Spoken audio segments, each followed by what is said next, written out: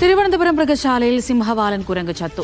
കുരങ്ങുകൾ തമ്മിൽ അടിക്കുകയായിരുന്നു. മൃഗശാലയിൽ ആകെ 6 സിംഹവാലൻ കുരങ്ങുകളാണ് ഇനിയുള്ളത്. സനിസ ശോഭാചന്ദ്രൻ തിരുവനന്തപുരത്ത് നിന്ന് ചേരുന്നുണ്ട്. സനിസ, വാർത്തയുടെ വിവരങ്ങൾ എങ്ങനെ?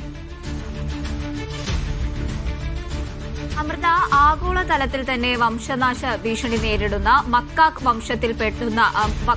വംശത്തിൽപ്പെടുന്ന സിംഹവാലൻ കുരങ്ങുകളാണ് ഈ മൃഗശാലയിലുള്ളത്. 7 എണ്ണമായിരുന്നു ഉണ്ടായിരുന്നത്. അതിൽ ഇവർ സാമൂഹ്യപരമായി മനുഷ്യനുമായി ഏറെ അടുത്ത സ്വഭാവ സവിശേഷതകളുള്ള ഒരു ജീവി കൂടിയാണ്. ഇത്തരത്തിൽ ഇവർ കൂട്ടമായിട്ടാണ് താമസിക്കുക. 10 മുതൽ 15 വരെ കൂട്ടമായിട്ടാണ് ഈ കുരങ്ങുകൾ താമസിക്കുക.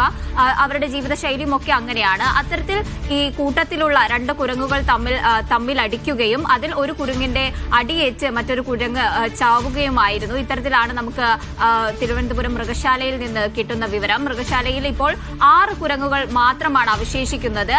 കൂട്ടത്തിലുണ്ടായിരുന്ന ഒരു കുരങ്ങിന്റെ അടിയേറ്റ് തന്നെയാണ് ഈ സിംഹവാലൻ കുരങ്ങ് മരിച്ചിരിക്കുന്നത്. അമൃത.